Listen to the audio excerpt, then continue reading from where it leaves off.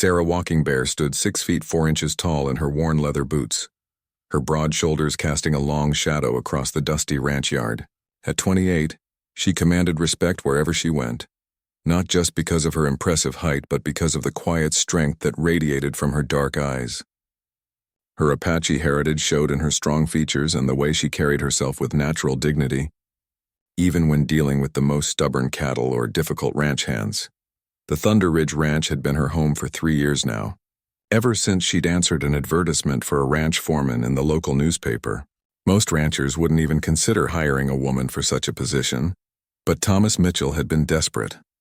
His previous foreman had quit without notice, leaving him with 200 head of cattle, endless repairs, and no idea how to manage it all. Sarah had arrived on a scorching Tuesday morning, driving a battered pickup truck and carrying nothing but a duffel bag and her grandfather's saddle. Thomas had taken one look at this towering woman with calloused hands and decided to give her a chance. It was the best decision he'd ever made. Under Sarah's management, the ranch had transformed. Fences were mended, cattle were healthier, and the books finally showed a profit. She worked from sunrise to sunset, never complaining, never asking for special treatment. The ranch hands had been skeptical at first, but they'd quickly learned to respect her knowledge and fair leadership. Thomas Mitchell was a different story entirely. At 35, he was still learning the basics of ranch life, having inherited the property from his uncle just 4 years earlier. Before that, he'd been an accountant in Denver, spending his days behind a desk, his biggest worry being whether his tie matched his shirt. The ranch had been a complete shock to his system. Thomas was everything Sarah wasn't. Where she was tall and commanding, he was average height with a gentle demeanor. Where she seemed born to work with animals and land, he struggled with even the simplest ranch tasks. His hands were soft where hers were tough, his knowledge theoretical where hers was practical. But there was something about Thomas that intrigued Sarah, though she'd never admit it out loud. Maybe it was the way he treated her with genuine respect, never once questioning her authority or making jokes about her size like so many men did. Maybe it was how he actually listened when she explained things, taking notes in a small leather journal he always carried. Or maybe it was the way he looked at the ranch not as a burden he'd inherited, but as something he genuinely wanted to understand and improve. The other ranch hands often whispered about their unusual partnership. Jake Henderson, the oldest hand on the ranch, would shake his head and mutter about how strange it was to have a woman giving orders to men. But even Jake couldn't argue with results, and Sarah's results spoke louder than any complaints. On this particular morning, Sarah was checking the fence line along the eastern pasture when she noticed Thomas approaching on horseback. His riding had improved considerably over the years, though he still looked uncomfortable in the saddle. She watched him navigate the uneven ground, noting how he'd learned to move with the horse rather than fight against it. "Morning, Sarah?" Thomas called out as he drew near, touching the brim of his hat in the polite gesture she'd taught him. "Jake said you wanted to discuss the breeding program for next season." Sarah nodded, wiping sweat from her forehead with the back of her hand. The morning sun was already beating down mercilessly, promising another scorching day. "The Henderson bull isn't producing the quality calves we need. We should consider bringing in new bloodlines. Maybe look at some of the Angus operations up north."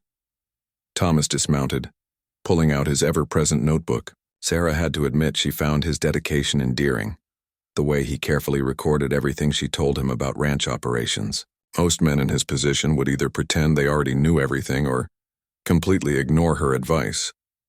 "What would something like that cost?" Thomas asked, pen poised over the paper.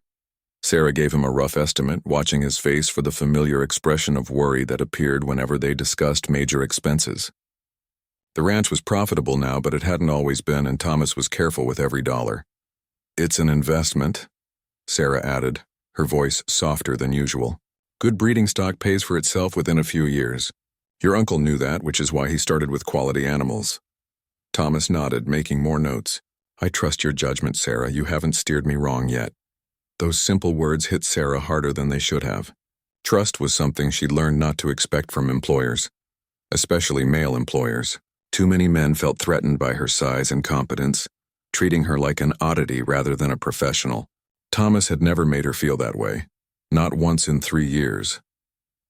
As they walked along the fence line, checking for damage and discussing ranch business, Sarah found herself stealing glances at her employer.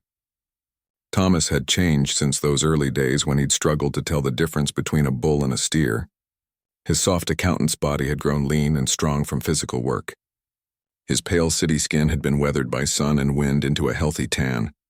Most importantly, he'd developed genuine confidence in his abilities, no longer apologizing for every question or decision. The thought that crossed Sarah's mind was dangerous, and she pushed it away quickly. Thomas Mitchell was her employer, nothing more. The fact that he treated her fairly and respected her expertise didn't mean anything beyond professional courtesy. The fact that she sometimes caught herself watching the way his hands moved when he worked, or noticing how his eyes crinkled when he smiled, was just her imagination running wild. Sarah Walking Bear had always been practical above all else. Romance was a luxury she couldn't afford, especially not with her boss. She'd worked too hard to build her reputation and establish herself in a man's world to risk it all for foolish feelings. Besides, what would an educated man like Thomas want with a rough ranch woman like her? The very idea was ridiculous. But as they continued their morning inspection, discussing cattle and feed costs and fence repairs, Sarah couldn't quite shake the feeling that something was changing between them, something that went beyond their successful working relationship, something that made her both nervous and hopeful at the same time. The annual county fair arrived in late summer, bringing with it the familiar chaos of livestock competitions, carnival rides, and local politics. Sarah had been preparing their prize bull, Thunder, for weeks, grooming his coat until it gleamed and training him to stand properly for the judges. This would be the ranch's first major competition since she'd taken over as foreman, and she was determined to make a good showing. Thomas insisted on coming along, despite Sarah's gentle suggestions that he might prefer to stay home.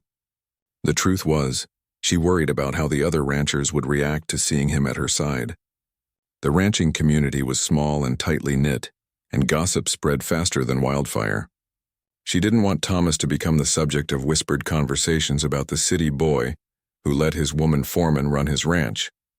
But Thomas was stubborn when he set his mind to something, a trait Sarah had learned to both respect and find frustrating. He loaded Thunder into the trailer with careful precision, double-checking every strap and buckle. His attention to detail was something Sarah had come to appreciate, even if it sometimes slowed things down. The fairgrounds buzzed with activity when they arrived. Sarah immediately spotted several familiar faces among the competitors, including Big Jim Morrison from the Double M Ranch and the three Garrett brothers who ran the largest cattle operation in the county. These were men who'd known each other for decades, who'd grown up together in this business. Sarah knew she'd always be an outsider to them, no matter how successful she became. Sarah Walking Bear, Big Jim called out as she led Thunder toward the competition area. "Heard you've been making some changes over at the Mitchell place." There was something in his tone that put Sarah on edge, a hint of condescension that she'd learned to recognize over the years. Big Jim was old school, the kind of man who believed women belonged in the kitchen, not running cattle operations. "Good changes," Sarah replied evenly, keeping her voice neutral. "Thunder here is proof of that." Big Jim looked the bull over with a critical eye, his expression grudgingly impressed despite himself. Thunder was magnificent, his black coat gleaming in the afternoon sun, his powerful frame showing perfect muscle definition. Sarah had worked hard to get him in competition shape, and it showed. "Can't argue with results," Big Jim admitted, "though I gotta wonder how long this arrangement is gonna last. Young Mitchell there seems like the type who might want to settle down eventually, start a family. Won't need a foreman then, especially not—" He let the sentence hang in the air, his meaning clear. Sarah felt heat rise in her cheeks, but before she could respond, Thomas appeared at her side. He'd been registering Thunder for the competition, and Sarah could tell from his expression that he'd heard at least part of Big Jim's comment. "Actually, Jim," Thomas said, his voice carrying a quiet authority that surprised Sarah, "I can't imagine running this ranch without Sarah. She's the best foreman in the county, and I'm lucky to have her." The simple statement, delivered without dramatic flair, somehow carried more weight than any angry defense would have. Big Jim looked between Thomas and Sarah, something shifting in his expression. He nodded slowly and walked away without another word. "You didn't have to do that," Sarah said quietly once they were alone. "Yes, I did," Thomas replied, his eyes meeting hers. "What he was implying wasn't right, and I won't stand for anyone disrespecting you." Something warm and dangerous fluttered in Sarah's chest at his words. She pushed the feeling down, focusing instead on preparing Thunder for the judging. But she was acutely aware of Thomas standing nearby, the way he watched her work with quiet admiration. The competition was fierce. Thunder performed beautifully, standing perfectly still as the judges examined him, his impressive size and conditioning drawing appreciative murmurs from the crowd. When they announced the results, Thunder had placed second, losing to one of the Garrett brothers' bulls by only a few points. "Second place at your first county fair," one of the judges told Sarah as he handed her the ribbon. "That's mighty impressive for the Mitchell Ranch. Your bull's got excellent conformation." Sarah accepted the ribbon with pride, but it was Thomas's reaction that really mattered to her. His face lit up with genuine joy, and for a moment all the careful professional distance she maintained seemed to evaporate. "I knew you could do it," he said, his excitement infectious. "Thunder looked incredible out there." "You looked incredible." The last comment slipped out before he could stop it, and Sarah saw him flush red with embarrassment. She felt her own cheeks warm in response, suddenly very aware of how close they were standing, how his eyes seemed to linger on her face. "I should get Thunder back to the trailer," she said, her voice slightly hoarse. The drive home was quiet, both of them lost in their own thoughts. Sarah stared out at the passing landscape, trying to make sense of the confusing emotions swirling through her mind. For 3 years, she'd successfully maintained professional boundaries with Thomas. She'd been careful never to let their relationship become personal, never to acknowledge the growing respect and affection she felt for him. But something had shifted today. Maybe it was the way he'd defended her to Big Jim, or the pride in his eyes when Thunder placed second, or that moment of unguarded honesty when he'd called her incredible. Whatever it was, Sarah could no longer pretend that her feelings for Thomas Mitchell were purely professional. Back at the ranch, they worked together to unload Thunder and settle him back in his pasture. The evening air was cooler now, carrying the scent of hay and the distant sound of cattle lowing in the fields. Sarah had always loved this time of day when the hard work was done and the ranch settled into peaceful quiet. "Sarah," Thomas said as they finished with Thunder, his voice hesitant, "would you like to have dinner tonight?" "I mean to celebrate Thunder's success. I could cook or we could go into town." The invitation hung between them, loaded with possibility. Sarah knew that accepting would cross a line they'd carefully maintained for 3 years. Having dinner together, just the two of them, would be admitting that something was changing between them. But looking at Thomas in the fading light, seeing the hope and uncertainty in his eyes, Sarah realized she was tired of maintaining that careful distance, tired of pretending that she didn't look forward to their morning conversations, or notice the way he'd grown more confident and capable over the years, or feel a warm flutter in her chest when he smiled at her. "I'd like that," she heard herself say, "but I should clean up first." Thomas's smile was radiant. "Take your time. I'll figure out something good to cook." As Sarah walked toward her small cabin on the ranch property, she wondered what she was getting herself into. Romantic relationships were complicated enough without adding the dynamics of employer and employee, not to mention the differences in their backgrounds and the way the local community would react. But for the first time in years, Sarah found herself not caring about practical considerations. Tonight she just wanted to have dinner with Thomas Mitchell and see where the evening might lead. Sarah stood in front of her small bathroom mirror, staring at her reflection with growing uncertainty. She'd showered and washed her long black hair, but now she faced the challenge of what to wear to dinner with Thomas. Her wardrobe consisted mainly of work clothes, sturdy jeans, flannel shirts, and boots designed for function rather than fashion. After 20 minutes of deliberation, she settled on her newest pair of jeans and a deep blue cotton shirt that brought out her eyes. It wasn't fancy, but it was clean and fit her well. She left her hair loose around her shoulders instead of braiding it back as she usually did for work, and even applied a small amount of lipstick she'd bought months ago but never used. Looking at herself one final time, Sarah felt foolish. She was 6'4", built like a linebacker with hands that bore the calluses of hard work. What was she trying to prove with lipstick and loose hair? But something in her eyes looked different tonight, softer somehow, and she decided not to change anything. The walk from her cabin to the main house felt longer than usual. Sarah had been inside Thomas's home countless times for business discussions, but tonight felt different. The porch light cast a warm glow, and she could smell something delicious cooking through the open windows. Thomas answered the door before she could knock, as if he'd been watching for her. He'd changed from his work clothes into clean khakis and a white button-down shirt, his hair still damp from his own shower. The sight of him, looking handsome and nervous and hopeful all at once, made Sarah's heart skip in a way that surprised her. "You look beautiful," he said simply, and Sarah felt heat rise in her cheeks. "Thank you," she managed, following him inside. "Something smells incredible." Thomas had transformed his simple kitchen into something special.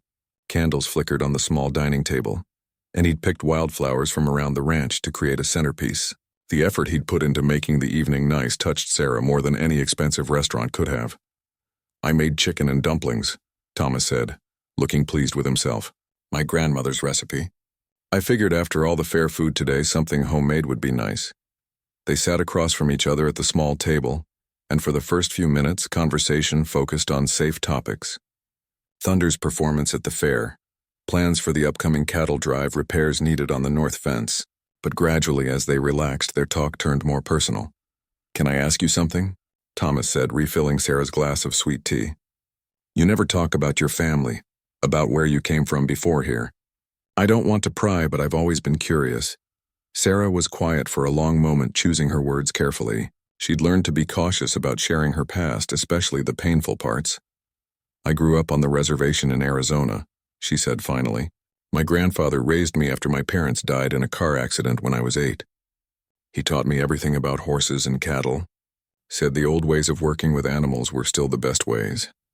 Thomas listened without interrupting, his attention complete and respectful. "When I was 18, I left to work on a ranch in Colorado.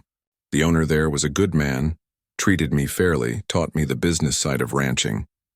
But when he died, his son took over and made it clear that a woman, especially an Indian woman, wasn't welcome in a leadership position." Sarah's voice remained steady, but Thomas could see the hurt that still lingered from that experience. "I've worked on 7 different ranches in 10 years, she continued. "Some were better than others, but there was always something. Either the owner had a problem with my gender, or the hands wouldn't take orders from a woman, or—" She shrugged, not finishing the sentence. "Until here," Thomas said quietly. "Until here," Sarah agreed, meeting his eyes. "You never made me feel like I had to prove myself because I'm a woman, or because I'm Apache. You just let me do my job." Thomas was quiet for a moment, seemingly processing what she'd told him. "I'm sorry you had to go through all that," he said finally. "And I'm grateful those other places were foolish enough to let you go, because it meant you ended up here." There was something in the way he said it that made Sarah's pulse quicken. She looked across the table at this man who'd become such an important part of her life, who'd somehow managed to earn her trust and respect without even trying. "What about you?" she asked, needing to shift the focus away from herself. "Do you ever miss your old life in Denver? The office, the regular hours, the certainty of it all?" Thomas laughed, a sound that always made Sarah smile. "You mean, do I miss spending my days in a gray cubicle, staring at spreadsheets and wondering if this was all there was to life?" "Not for a minute." He leaned back in his chair, his expression growing more serious. "The first year here was terrifying," he admitted. "I didn't know anything about ranching, could barely ride a horse, couldn't tell the difference between sick cattle and healthy ones. Some nights I'd lie awake wondering what I'd gotten myself into, whether I should just sell the place and go back to what I knew." "What changed?" Sarah asked, though she suspected she knew the answer. "You," Thomas said simply. "Having someone I could trust, someone who knew what they were doing and was willing to teach me. You made me believe I could actually do this, that I could build something meaningful here." The honesty in his voice, the way he looked at her when he said it, made Sarah's chest tighten with emotion. She'd never thought of herself as someone who inspired confidence in others, had always seen herself as just a worker doing her job. "I've never had a partner before," Thomas continued, then caught himself. "I mean, a business partner. Someone I could really count on, who shared the same vision for what this place could become." The word partner hung in the air between them, loaded with possibility. Sarah felt the careful walls she'd built around her heart beginning to crack. For 3 years, she'd told herself that what she felt for Thomas was just professional respect, maybe friendship. But sitting here in the candlelight, seeing the warmth in his eyes, she could no longer deny the truth. She was falling in love with Thomas Mitchell, and from the way he was looking at her, she suspected the feeling might be mutual. The realization should have scared her. Workplace relationships were complicated, especially when one person was the boss. There were so many ways it could go wrong, so many reasons to maintain their professional boundaries. But as Thomas reached across the small table and gently took her hand in his, Sarah found she didn't care about any of that. His touch was warm and careful, and when she didn't pull away, his fingers interlaced with hers. "Sarah," he said softly, "I hope I'm not misreading this situation, but I think what's happening between us is more than just business." She looked down at their joined hands, his pale and soft, hers dark and work-roughened, and marveled at how right they looked together despite their differences. "It is," she admitted, meeting his eyes again, "and that scares me." The admission hung between them like a bridge neither was sure they should cross. Thomas's thumb traced gentle circles across Sarah's knuckles, his touch sending warmth up her arm and straight to her heart. "It scares me too," Thomas said quietly. "I've never felt this way about anyone before, and I don't want to do anything that might hurt you or jeopardize what we've built here." Sarah looked into his eyes, seeing her own uncertainty reflected there. She'd spent her entire adult life being practical, making decisions based on logic rather than emotion. But sitting here with Thomas, feeling the gentle pressure of his hand around hers, she realized that some things couldn't be analyzed or planned. "Maybe we're overthinking this," she said, surprising herself with the words. "Maybe sometimes you just have to see where things lead." Thomas's smile was soft and relieved. "I'd like that," he said, "taking things slow, seeing where this goes." They talked until well past midnight, the conversation flowing easily from ranch business to childhood memories to dreams for the future. Sarah found herself sharing stories she'd never told anyone, like how her grandfather used to sing traditional Apache songs while they worked with the horses, or how she'd always secretly wanted to learn to dance but had felt too awkward and tall to try. "I could teach you," Thomas offered. "I'm not much of a dancer myself, but I know the basics." Without waiting for her response, he stood and extended his hand. Sarah hesitated for a moment, then took it, allowing him to pull her to her feet. In the dim light of the living room, with no music except the distant sound of night insects, Thomas placed one hand on her waist and took her other hand in his. "This feels silly," Sarah murmured, acutely aware of how she towered over him even in her stocking feet. "It feels perfect," Thomas corrected, guiding her in a simple, slow dance around the small space. At first, Sarah felt clumsy and self-conscious, but gradually she relaxed into the movement. Thomas was a patient teacher, never making her feel foolish when she stepped on his feet or moved the wrong direction. There was something magical about swaying together in the quiet house, and Sarah found herself thinking that she'd never felt more feminine or beautiful than she did in this moment. When they finally stopped dancing, they were standing very close, Sarah looking down into Thomas's upturned face. The air between them seemed charged with possibility, and she could see her own longing reflected in his eyes. "I should probably go," she said softly, though every part of her wanted to stay. "Probably," Thomas agreed, but neither of them moved. The kiss, when it finally happened, was gentle and sweet and everything Sarah hadn't known she'd been hoping for. Thomas had to reach up to cup her face in his hands and she had to bend down to meet him, but somehow they fit together perfectly. When they broke apart, Sarah's heart was racing. She'd been kissed before, but never like this. Never with such tenderness and reverence, as if she were something precious and wonderful. "Good night." "Thomas," she whispered. "Good night, Sarah." She walked back to her cabin in a daze, touching her lips and marveling at how completely her world had shifted in the span of one evening. Everything looked the same in the moonlight, but she felt fundamentally changed, as if some part of her that had been sleeping for years had finally awakened. The next few weeks passed in a blur of happiness and confusion. Sarah and Thomas continued their usual work routine, but everything felt different now. Stolen glances across the ranch yard made her pulse quicken. The brush of his hand when he passed her papers sent electricity through her entire body. Simple conversations about cattle and feed took on new layers of meaning. They were careful to maintain professionalism in front of the ranch hands, but Sarah suspected that Jake Henderson, at least, had noticed something different. The old cowboy would watch them with knowing eyes and the hint of a smile, though he never said anything directly. Their relationship developed slowly, built on evening conversations on Thomas's porch and quiet dinners in his kitchen. They discovered shared interests they'd never had reason to discuss before. Both loved reading, though Thomas preferred biographies while Sarah favored mysteries. Both appreciated the simple beauty of ranch life, the satisfaction of hard work well done. Thomas began teaching Sarah to dance properly, clearing space in his living room for impromptu lessons. Sarah taught Thomas traditional Apache stories her grandfather had shared with her, tales of coyotes and ravens and the importance of living in harmony with the land. One evening, about a month after their first dinner together, Sarah arrived at Thomas's house to find him looking unusually serious. "We need to talk," he said, and Sarah's stomach dropped. In her experience, those words never led to good news. They sat on his porch swing, the one Thomas had installed shortly after inheriting the ranch. Sarah waited, her hands clenched in her lap, preparing herself for whatever bad news was coming. "I got a call today," Thomas said finally. "From a lawyer in Denver. Apparently my uncle's estate has some complications and I need to go back to Colorado for a few weeks to sort things out." Relief flooded through Sarah so completely that she almost laughed. "That's what you wanted to talk about?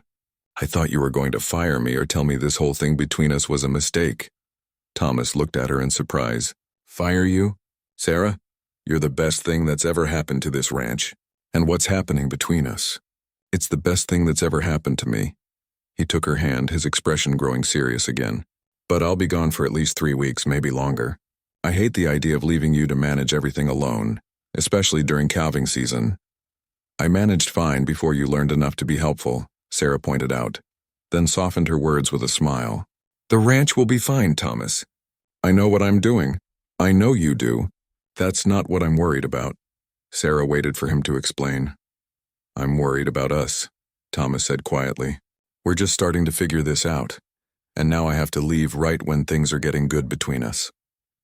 Sarah felt her heart clench at the genuine distress in his voice. Over the past month, she'd come to realize just how much Thomas meant to her, how much she looked forward to their time together.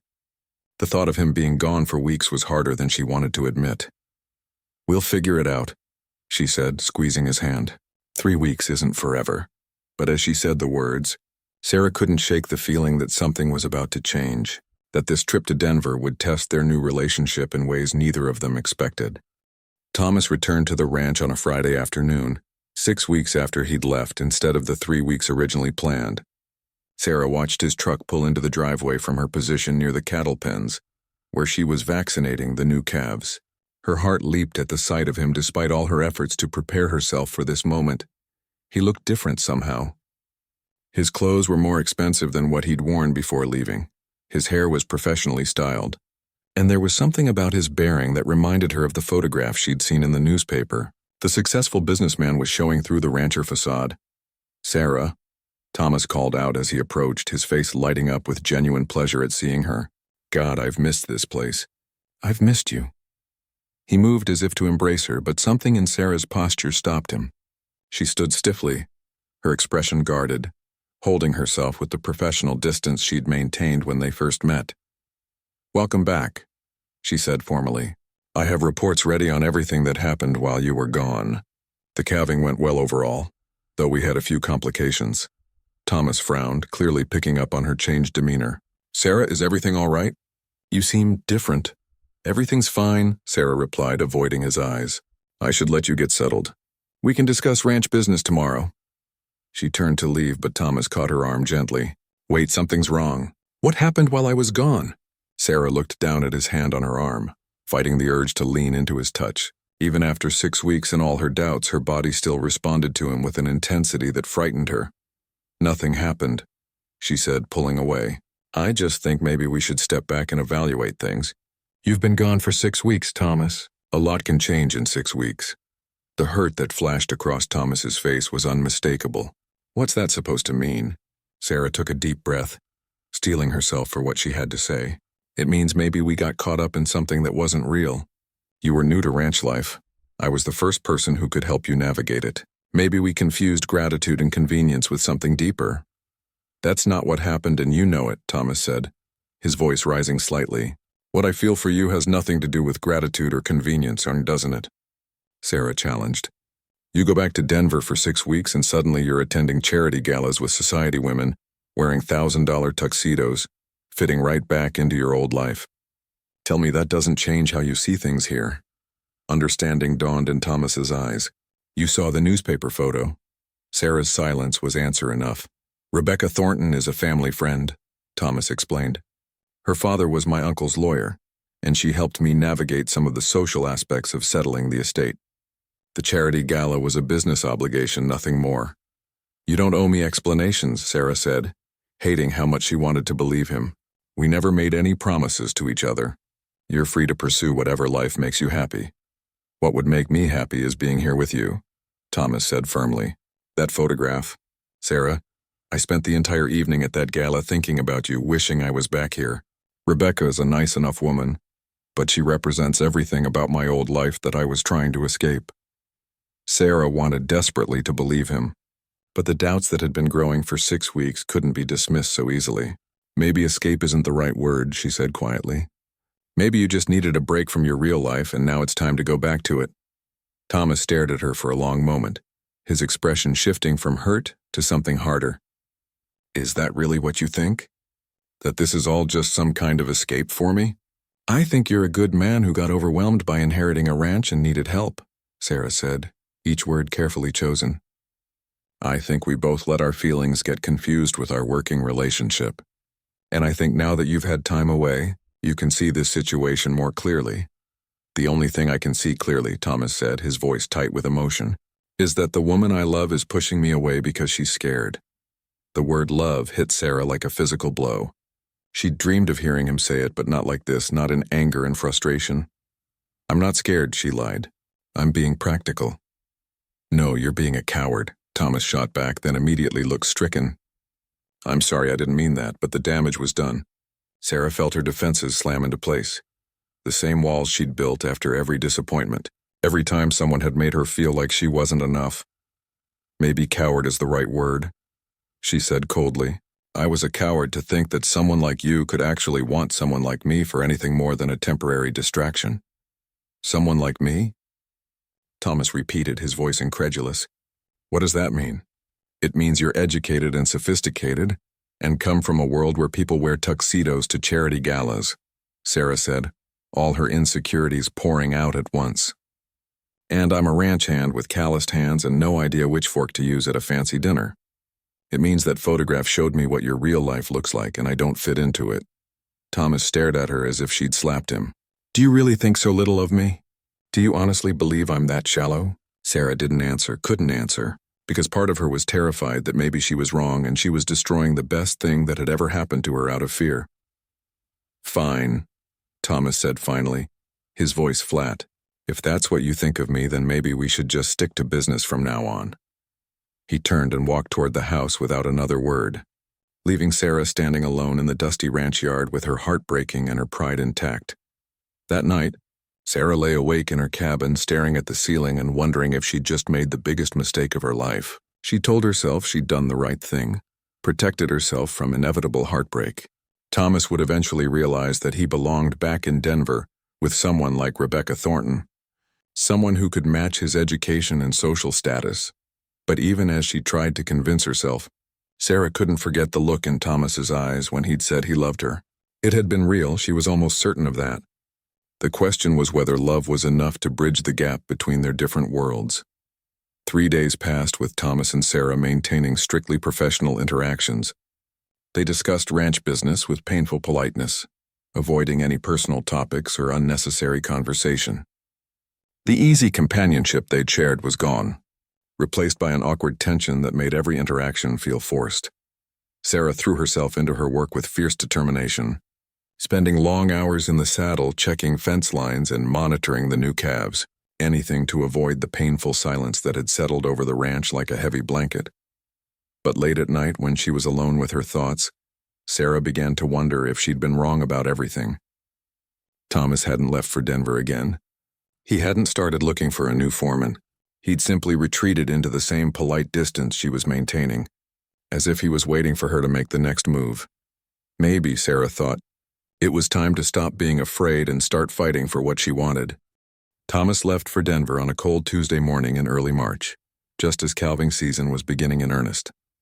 Sarah stood on the porch watching his truck disappear down the long driveway, feeling an unexpected emptiness settle in her chest. She'd lived alone for most of her adult life and had always been comfortable with solitude, but somehow the ranch felt different without Thomas's presence.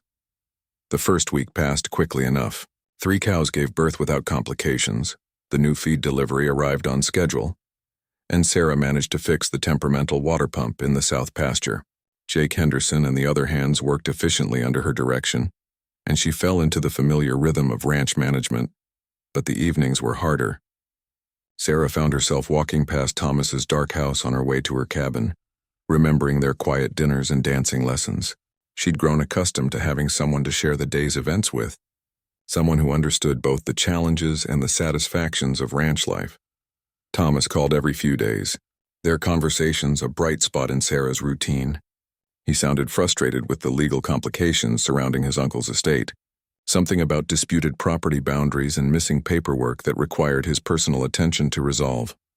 "I miss you," he said during their second week apart, his voice tired. "I miss the ranch, I miss our talks, I miss everything about being there."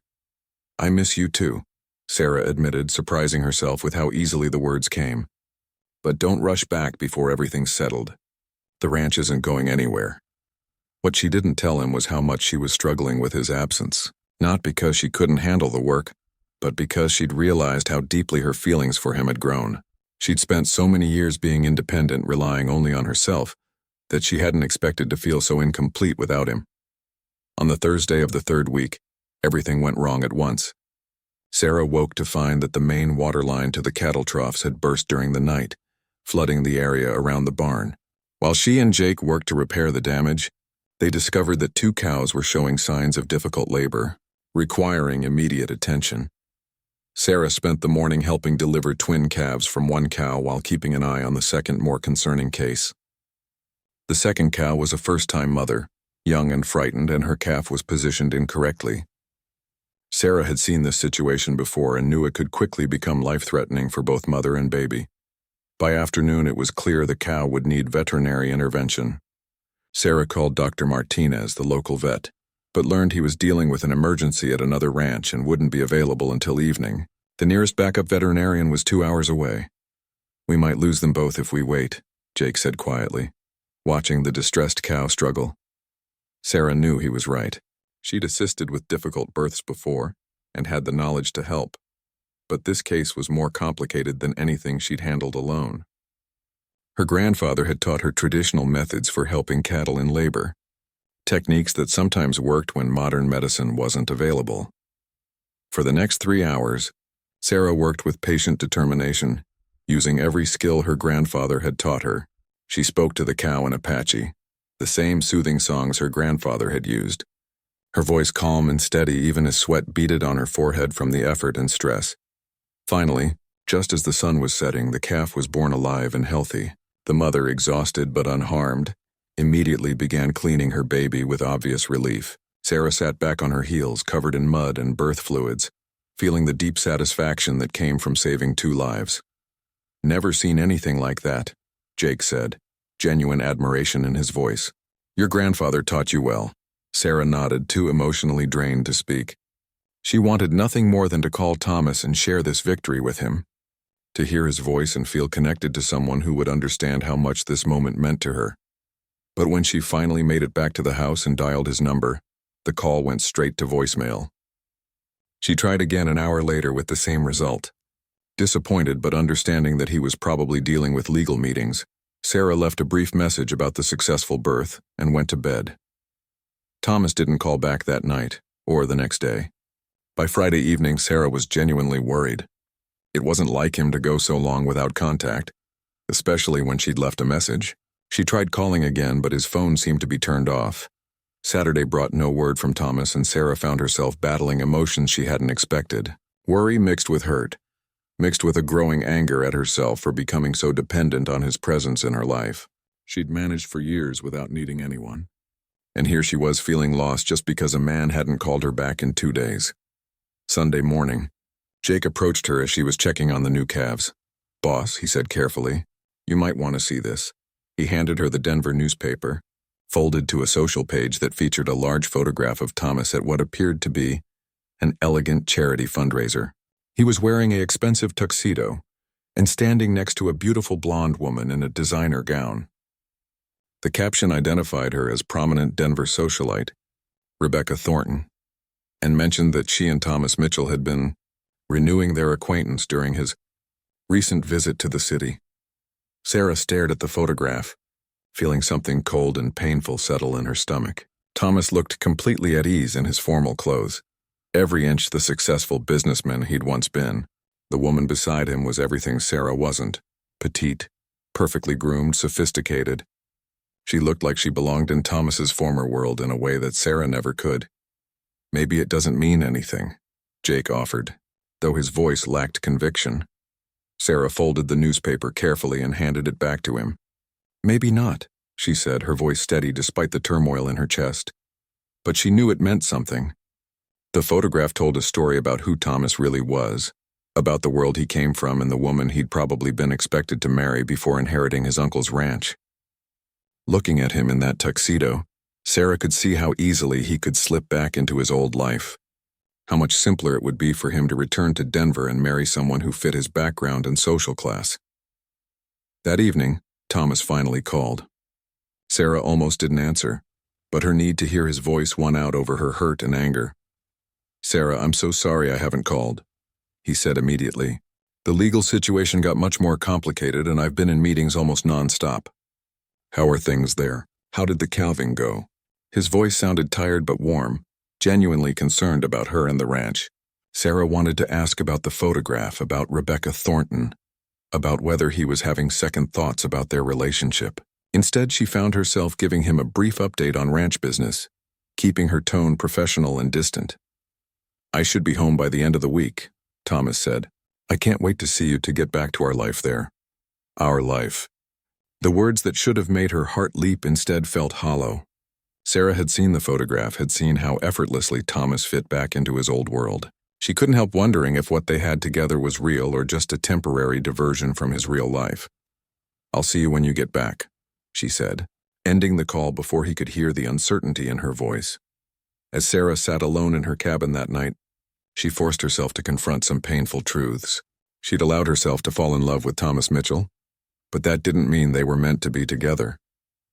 They came from different worlds, had different backgrounds, different expectations for the future. Maybe it was time to face reality before she got hurt even worse than she already was. The breaking point came on a Wednesday morning when Sarah found Thomas sitting alone on his porch at dawn, still wearing yesterday's clothes and holding an empty coffee cup. He looked exhausted and defeated, and seeing him like that made Sarah's chest tighten with a familiar ache. "You're up early," she said softly, climbing the porch steps. Thomas looked up at her with red-rimmed eyes. "Couldn't sleep. Haven't been sleeping much lately." Sarah sat down in the chair across from him, the same spot where they'd shared so many conversations before everything fell apart. "Thomas, we need to talk." "Do we?" he asked bitterly. "I thought you'd made your position pretty clear." "I was wrong," Sarah said simply, the words coming out before she could second-guess herself. "About everything. About you. About us. About what that photograph meant." Thomas studied her face carefully as if trying to determine whether she was serious. "What changed your mind?" Sarah took a deep breath, knowing she had to be completely honest if she wanted any chance of fixing what she'd broken. "I've been miserable for 3 weeks. I've been telling myself it was for the best, that I was being practical. But the truth is, I was just scared." "Scared of what?" "Scared of believing that someone like you could really love someone like me," Sarah admitted. "Scared of getting my heart broken when you realized we're too different. Scared of not being enough for you." Thomas leaned forward in his chair, his expression softening. "Sarah, you are more than enough. You're everything I never knew I was looking for."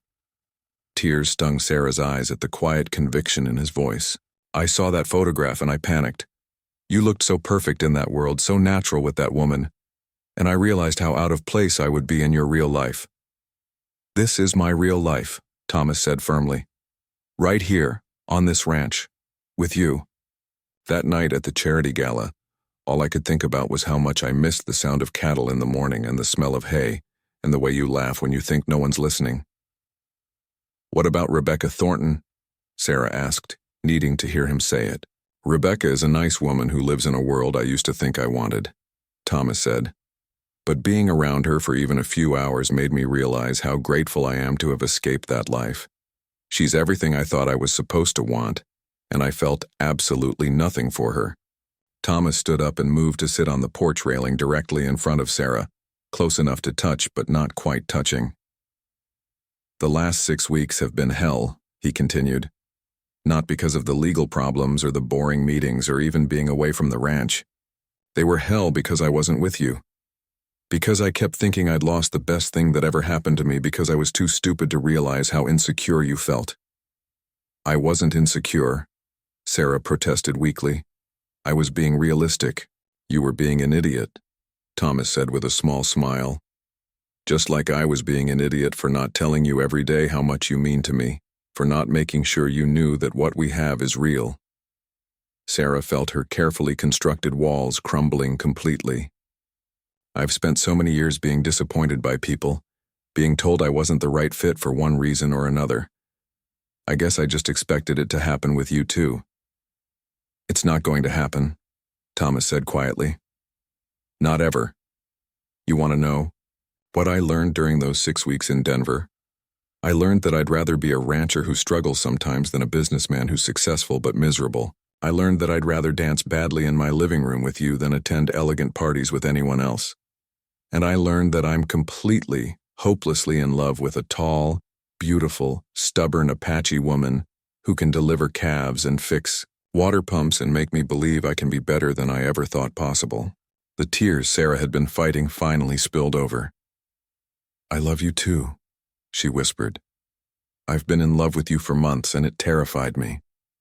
Thomas reached out and gently cupped her face in his hands, using his thumbs to wipe away her tears.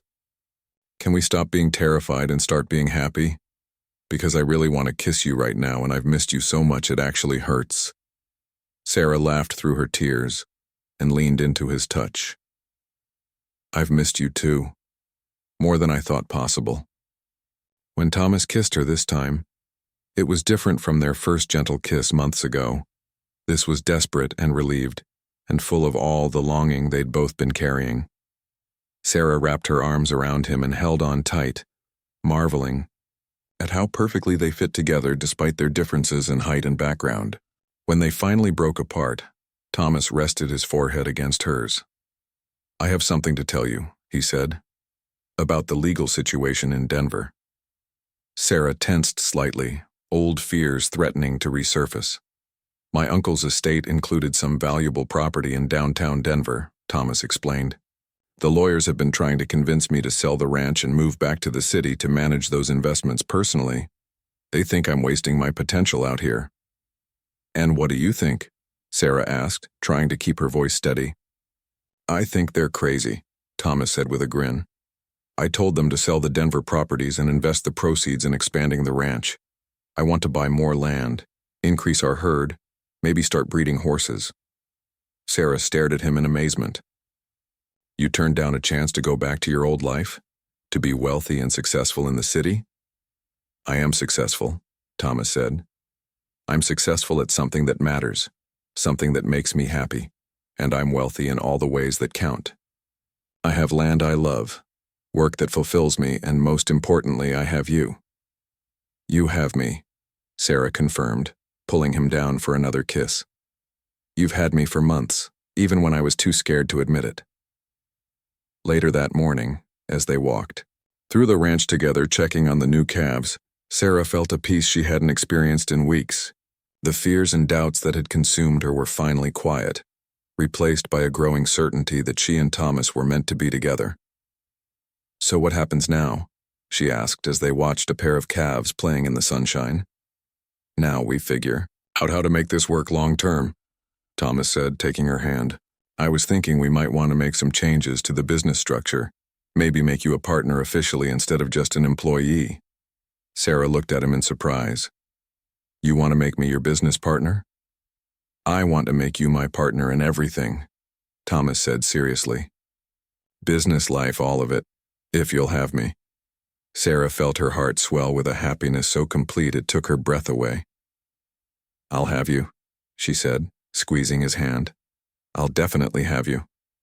As they stood together in the morning sunshine, surrounded by the cattle and horses and land they both loved, Sarah realized that sometimes the best things in life came when you stopped being afraid to reach for them. She'd spent so many years protecting herself from disappointment that she'd almost missed out on the greatest gift she could have imagined. Thomas Mitchell might have started as her employer, but he'd become something much more important. He was her partner, her best friend, and the love of her life. And looking into his eyes as he smiled at her, Sarah knew that their story was just beginning.